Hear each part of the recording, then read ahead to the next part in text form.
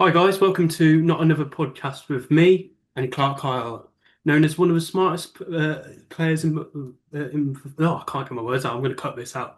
Known as one of the smartest football players in the country. No wonder he's chosen to be on this show. It would be funny if I didn't stuck to my words when I started. But moving on.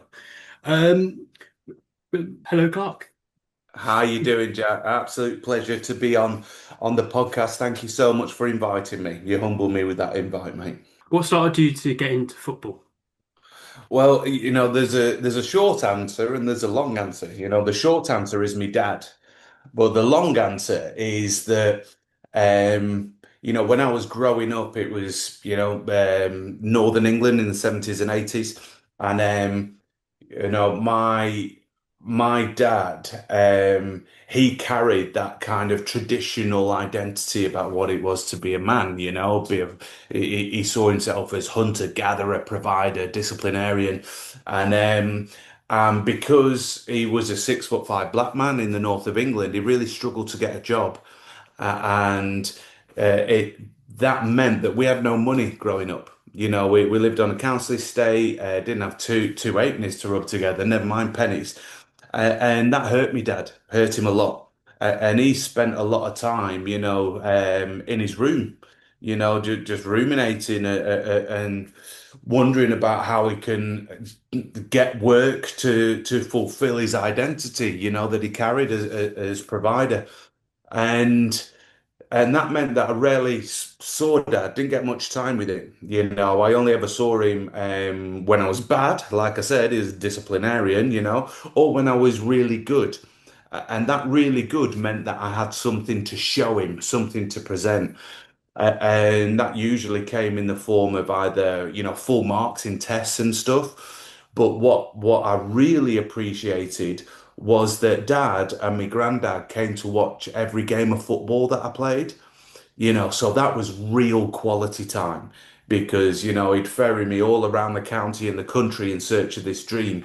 And performing like that and being good at football and getting that affirmation from my dad, it was like I was realizing three dreams in one. I was getting that affirmation, that connection, but also I was getting the joy of being good at football and winning. And also, I was potentially fulfilling his dreams as well that never came to fruition because he was a great player in the 70s in and around Preston. So that's why football meant so much to me. Wasn't just I loved the game, it had all these emotional connections in there. Um, and even though I did so well at school, I got straight A's in my GCSEs, well, five A's, five A stars, and I could have gone to college and to uni, and that's where my school wanted me to go. But football meant so much, and I had the opportunity to sign as an apprentice for Blackpool, and I jumped at the chance. I genuinely believed that I could always go back to education because my mum and dad had evidenced that. They went back to Preston Polytechnic in their 30s, to get some O levels, as they called them. You won't even know what that means, mate. You're so young. Yeah, I'm not that young. But Um, I believe that I could go back to my education, but I'd only ever get one chance at professional sport. And so I took it, I moved away from home day after my last GCSE, 16 years of age in pursuit of this dream. and how do you get the discipline to be a professional footballer? That's with me. I like going to the gym occasionally, but I'm a bit lazy. Like, how do you have that focus to? Yeah, that's it. I'm going to be a professional footballer, and that's my whole focus. You raise a really good point because you do have to be ultra disciplined to become an elite athlete in any sport. You have to be dedicated, almost tunnel vision when it comes to your sport. And with that comes sacrifice. I very rarely spent time with my friends in the parks or at the weekend. I missed birthday parties and gatherings because I was training and stuff like that. So there is an aspect of intense commitment to the cause. And The reason why I think I was so good at it was, first of all, because I grew up in a really strict household. Like I said, my dad was a disciplinarian. He was an authoritarian. When he said jump, I said how high, if I dared to say anything at all. So it is, committed to realizing this dream. But like I said, I grew up in a very strict household. Dad set these parameters where if he said jump, we were like, how high, if we responded at all. So that environment of having to follow rules and be dedicated, I was primed for that. I thrived in that. And more than that, that upbringing that I had, where I wanted to do the right things in order to get that positive response, from my dad at first, and then being a mixed race kid in a predominantly white community, it was ingrained in me that I didn't make friends, I had to earn them. So I was forever trying to be the funniest, be the fastest, be the smartest to gain this affirmation from people. So that produced in me what we would call a people pleaser, and psychologically they call it, it's based on external validation. That's where I got my self-esteem. So you bring all of that and you put it in a football environment. I've got the perfect makeup, Jack, because I'm desperate to follow the rules and do whatever it takes to make each person value me and like me. And so that kind of played out in the fact that I was never the best player, probably not from 11 years of age. I was never the best player at any team, but I was consistently selected and backed because I would give everything I've got and endeavour to do whatever it was the coach or the manager wanted. And Do you then, know, I'd say before we move on, yeah. I'm actually, that word discipline is coming back into my world now, now that I've retired, because I stopped playing and I was kind of like, yeah, forget that diet, forget that exercise. And I ballooned to about 20 stone.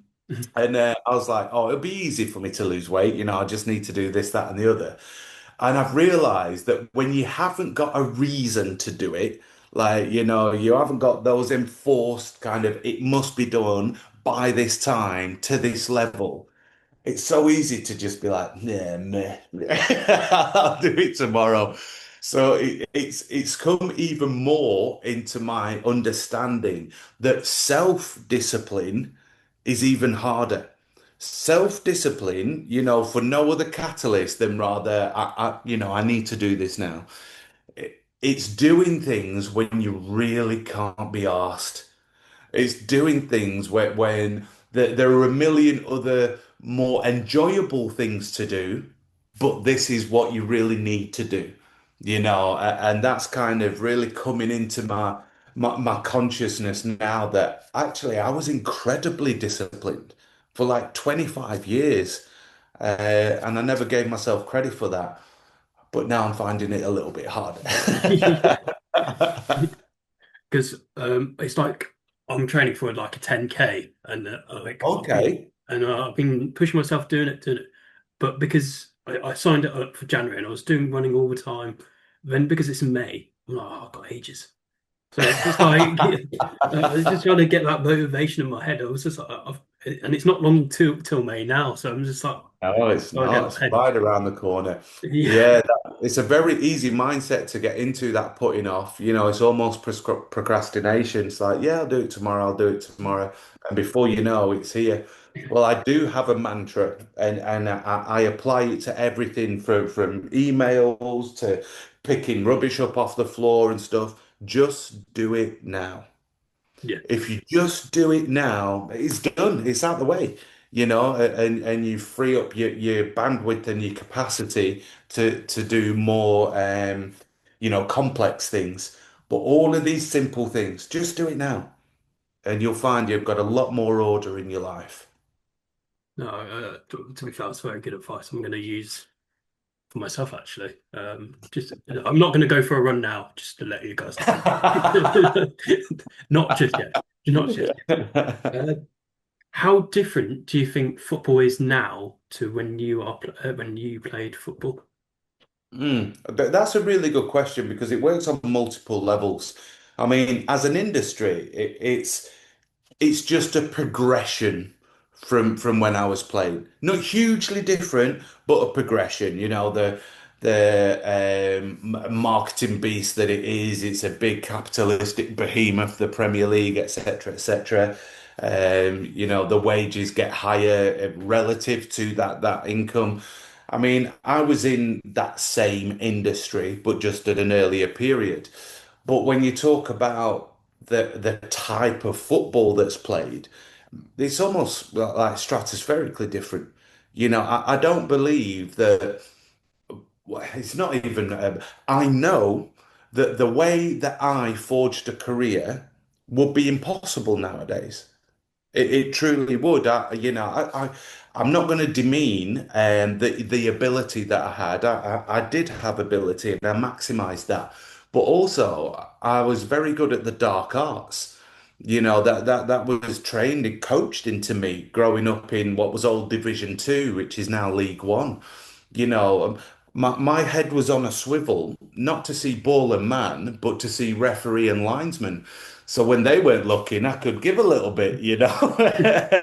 And they call it the dark arts now. You know, I was probably as good off the ball as I was on the ball, Mm. and that's what made me a good defender. I wouldn't get away with that nowadays. You know, the way that the game is nowadays, first of all, the rules themselves, you know, a lot of the contact and impact that I had with players, it'd be bookings. Whereas back then it was a good tackle or it was intelligent defending. And you take that into the Premier League, where I was blessed to play for a few years, with VAR, mate, I'd have been sent off like, every 2 or 3 games. You know, I'd have missed 50% of a season.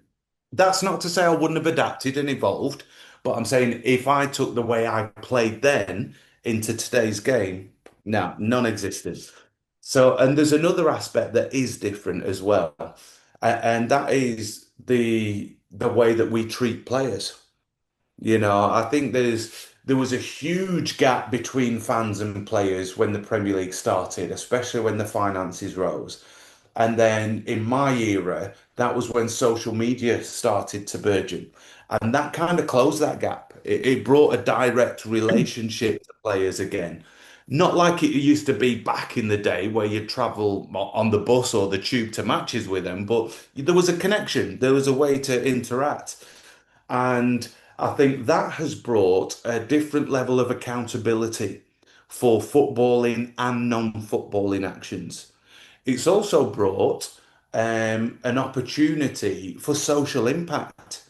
You know, and we see a lot of players utilising that nowadays. You know, Marcus Rashford, classic example, Jordan Henderson. They've got some great proponents of social impact up here in Newcastle, where I live, with the current squad. So, you know, there are changes, and it's brought an evolution of our expectation of what players are. And that comes in tandem with our growth in mental health awareness. You know, I think there's a greater, not perfect, but greater understanding that these guys and girls, they're humans. They're human beings, you know. I think that there's, especially in the older generations, they're not so much superheroes anymore. They're human beings with exceptional skill. And I think that's a really important distinction when it comes to how we view and interact with professional footballers in this day and age. That's the thing I was going to touch on. Like, since your documentary, like, have you seen positive change since that documentary went out? And then what are things what need to improve on and still need doing? Because there's still such a stigma about mental health now. Oh, in the context of mental health, Jack, it's changed drastically. You know, and not even just football. We see, you know, we've seen a couple of professional tennis players say, I'm not playing in this tournament because I need to preserve my mental health. I'm not going to do this press conference because I need to prioritize myself. And I think that's outstanding because they're setting the example to those young aspirational, athletes and just humans in general. It doesn't matter where you are, you've got to prioritize yourself because any human only has so much to give. And I think that's brilliant. In football, in and of itself, yes, it is improving. But the thing about football is in that team environment, I mean, there's a perception that you're in there with 40 mates in a squad. When, yeah, that is the case. But don't be, don't get it twisted. These 40 other people, they're actually your first opponents because only 11 of you can start on a Saturday. But as a centre half, there's only two centre halves that play, maybe three. As a only right-footed centre half, there's only one who can play in my position. So every single day, yes, we are a team, but it's incumbent on me to prove to the manager that I'm better than you, Jack. I'm more reliable than you. I'm more consistent than you. And if that's the narrative, if that's how my team selection, therefore my contract duration, therefore my opportunity to pay my bills and feed my family. If that's all anchored in me showing that I'm better than you, my friend and teammate, then I'm gonna be reluctant to share, even to you, let alone to the manager. Do you know I'm not feeling great today? Do you know this is going on at home? Do you know that's happening, with my emotional regulation? I don't want to show that because I need to be seen as reliable, consistent, dependable, better than you. So football, it is getting better because it's putting welfare officers in, safeguarding officers. There's a lot more engagement with psychological and emotional services, but it's still very siloed. It's in the football club. And while it's in the football club, I'm going to be reluctant to engage just in case the gaffer gets to hear about it, just in case it impacts, that whether I play on a Saturday. So I believe that the utopia, the nirvana, the next step is to have this uniform system that's independent of the club. This uniform system that where players know that whatever they say to these people has got nothing to do with the coaching staff and managerial staff. And it will be in confidence. Those people are in regular contact every day, and all of that information is kept separately and centrally. So that when I'm sold from Watford to Burnley and I leave Watford today and I'm training at Burnley tomorrow, that information can be sent to the same team at Burnley. And they know exactly what I've been dealing with and how they need to support this new asset, this new human who is now on their books. Exactly, and I think that should work in any workplace, in my opinion. Agreed. I've previously had similar sort of experiences where I have disclosed things and hasn't worked out, and it's just like it's annoying, isn't it? But yeah. What else was I going to say? How do you keep getting that resilience to keep trying, keep motivated to, Mm, the best place to be? that's a really good question. We talk about resilience as though it's something that you can build like fitness. Mm. Fitness is something you can actively work on and build in advance of whatever you're going to do. You're doing it now. You'll slowly go out, you'll do 2K, 3K, 4K, building up to that 10K, knowing in advance you're ready for it when it arrives. You see, resilience is dealing with challenge and setback. And you can only build that resilience by going through challenge and setback. So you can attempt to be preventative, and in being preventative and prepared or proactive, should I say, you put things around you that you think you might need when challenge arises. But it's only when you go through challenge that you're able to actually see an evidence. Actually, yeah, I used that, but I could have actually done with something else, or it might have looked like that. So resilience is built on a going through challenge process that's iterative. So don't just go through a situation and think, oh my gosh, I'm delighted I got through that. Go through the situation and think, how did I get through that? What did I do? How did it support me? Would something else have supported me in a better way? And it's when you do that reflective process, that's when you can consciously and deliberately plan a course through the next challenge.